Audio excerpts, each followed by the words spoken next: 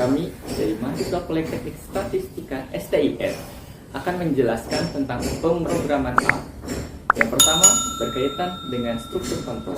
Struktur kontrol di dalam bahasa pemrograman merupakan perintah dalam bentuk struktur untuk mengontrol jalannya program. Terdapat dua jenis struktur kontrol. Yang pertama merupakan struktur kontrol keputusan. Digunakan untuk memutuskan kode program mana yang akan dijalankan berdasarkan suatu kondisi. Struktur kontrol keputusan merupakan percabangan dalam program, baik percabangan dua jalur ataupun lebih. Yang termasuk struktur kontrol keputusan adalah if statement, if else statement, dan switch statement. Sintaks if statement adalah sebagai berikut. Jadi ada if, di dalamnya terdapat suatu kondisi, jika true akan diisikan apa. Sementara itu, jika if else statement kondisinya mirip dengan if statement, perbedaannya adalah ditambahkan else statement di akhir apabila kondisi pada if statement tidak terpenuhi, lalu ditambahkan kondisi pada else tersebut. Untuk memilih lebih daripada dua pilihan, kita dapat menggunakan switch statement. Sintaks dari switch statement bisa dilihat sebagai berikut. Jadi kita bisa memilih beberapa pilihan. Jika kita mengekspresikan pilihan kita akan mendapatkan hasil yang kita inginkan. Yang kedua adalah struktur kontrol pengulangan atau loop. Struktur ini digunakan untuk melakukan pengulangan kode program. Yang termasuk dalam struktur kontrol pengulangan ini ada for loop, kemudian ada while loop, dan juga ada repeat. Yang pertama ada for loop. For loop ini dikendalikan oleh suatu vektor pengulangan. Sedangkan jumlah iterasinya ini didefinisikan pada vektor perulangan yang disimpan dan akan diproses dalam urutan yang sama seperti dalam vektor yang sudah didefinisikan. Sintaksnya adalah sebagai berikut. Di dalam sintaksnya ini dituliskan for, kemudian vektor counter, dan statementnya. Statement yang selanjutnya adalah statement while loop. Statement ini hampir sama dengan statement for loop, hanya bedanya pada statement while loop ini kondisinya dikontrol oleh sebuah eksperimen. Selain itu, perbedaannya pada for loop itu digunakan jika kita mengetahui berapa banyak pengulangan. Sedangkan pada while loop kita tidak mengetahui berapa banyak pengulangan yang akan terjadi, namun kita mengetahui kondisi untuk menghentikan pengulangan. Yang perlu diperhatikan yaitu kita harus memastikan bahwa stop condition harus tercapai, karena jika tidak tercapai maka akan terjadi pengulangan yang tak terhindar. Sintaks dari while loop adalah sebagai berikut. Terdapat perintah while, kemudian stop condition, kemudian diikuti dengan statement. Statement selanjutnya adalah repeat loop. Bedanya dengan statement sebelum-sebelumnya, di repeat loop ini kondisinya dituliskan pada akhir perintah. Sintaks dari repeat loop adalah sebagai berikut. Dituliskan perintah repeat, kemudian diikuti statement, dan dituliskan kondisi untuk stop condition. Oke, sekarang aku akan menjelaskan tentang command loop lainnya. Yang pertama adalah fungsi apply. Jadi, apply ini digunakan untuk melakukan input data dengan dua dimensi. Berikut contoh sintaksnya. Seperti yang kalian lihat dari sintaks di atas, X pada sintaks tersebut berarti array dua dimensi, matrix, atau data frame. Sementara margin itu berguna untuk mengakses baris atau kolom saja. Untuk mengakses baris saja, itu kita tinggal memasukkan angka 1, dan jika ingin mengakses kolom saja, kita masukkan angka 2. Dan jika kita ingin mengakses keduanya, kita bisa menggunakan sintaks C dalam kurung 1,2. Lalu fun pada sintaks di atas adalah fungsi yang ingin dijalankan, dan args adalah argumen yang digunakan untuk menjalankan fungsi tersebut. Command loop selanjutnya adalah tapply. Tapply ini masih keluarga dari command loop apply. Fungsi dari command loop ini adalah untuk melakukan implementasi fungsi ke array atau vektor yang berjenis kategori. Berikut sintaksnya. Command loop selanjutnya adalah lapply dan sapply. Sama seperti tapply, lapply dan sapply masih merupakan keluarga dari command loop apply, di mana keduanya digunakan pada vektor atau objek bertipe list. Fungsi lapply akan menghasilkan sebuah list, sedangkan fungsi dari sapply akan menghasilkan vektor atau matriks. Berikut sintaks dari keduanya. Oke, setelah kita mempelajari tentang struktur kontrol, selanjutnya kita akan mempelajari tentang fungsi.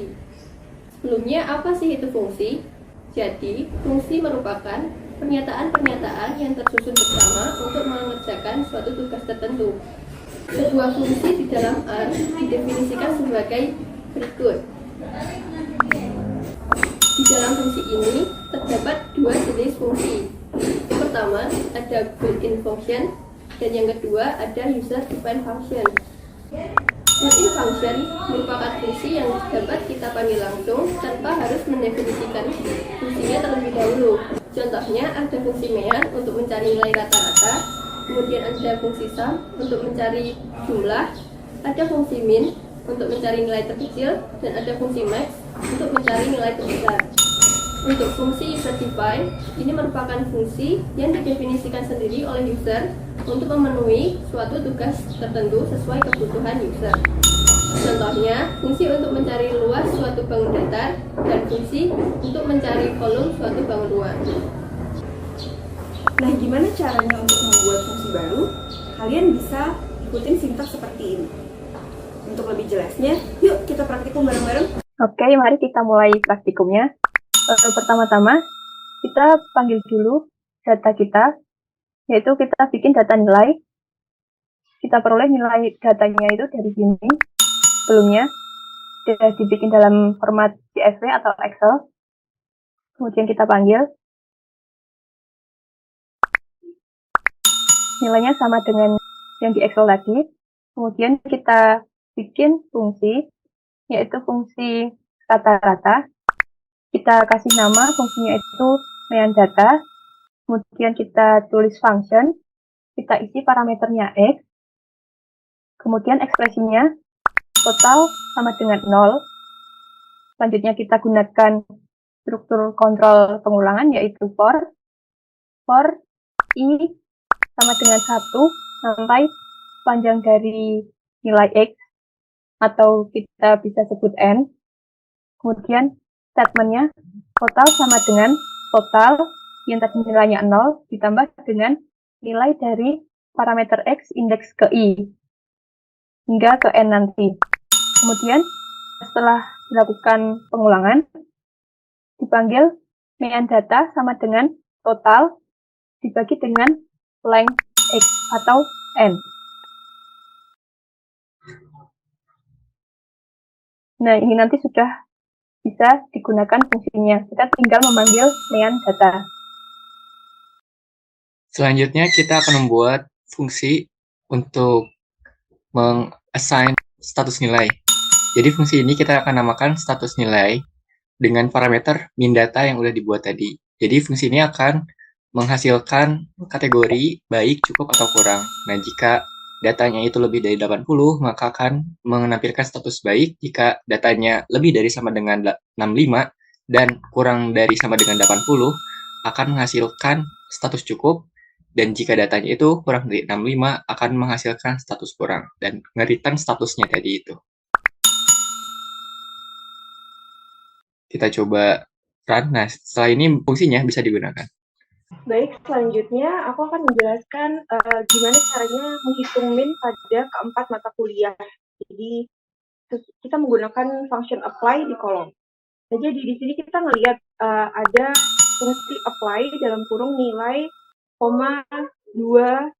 sampai 5. Nah, di sini nilai 2 sampai 5 itu nunjukin bahwa kita tuh hanya melakukan operasi pada kolom kedua hingga kolom kelima. Karena kolom pertama itu tuh umumnya berisi ID atau nama, jadi kayak nama mahasiswanya.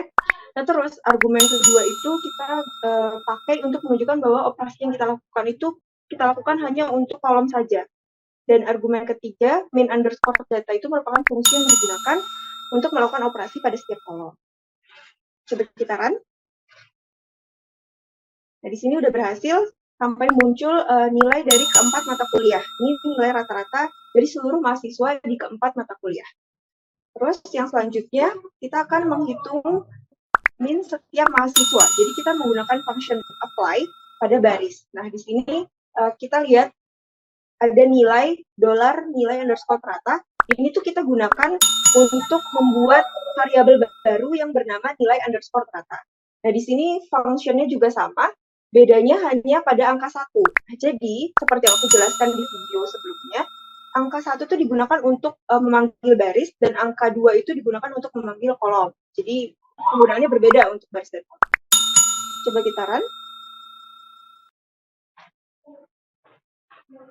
Nah, jadi di sini terlihat kita mempunyai variabel baru bernama nilai underscore rata dengan rata-rata mahasiswa pada keempat mata kuliahnya. Terus next kita akan mengkategorikan min setiap mahasiswa. Jadi kita membuat status nilainya dia tuh muncul. Terus di sini kan ada nilai dolar status underscore nilai. Sama kayak sebelumnya kita akan membuat variabel baru bernama status underscore nilai. Di sini kita menggunakan asApply. asApply itu kita pakai untuk membuat fungsi status nilai pada setiap nilai rata-rata pada kolom nilai underscore rata dari tabel nilai. Nah, di sini kita lihat ada kategori underscore nilai, dolar status underscore nilai. Nah, itu kita gunakan untuk menambahkan kolom baru. Nah, terus asApply-nya itu tuh mengembalikan vektor status nilai, kemudian dimasukkan ke dalam kolom status nilai pada tabel kategori underscore nilai. Coba kita run. Nah, di sini terlihat sudah muncul variabel baru bernama status underscore nilai berisi status nilai setiap mahasiswa pada keempat mata kuliah yang dijalani. Oke, mungkin sekian penjelasan dari kami. Terima kasih. Assalamualaikum warahmatullahi wabarakatuh.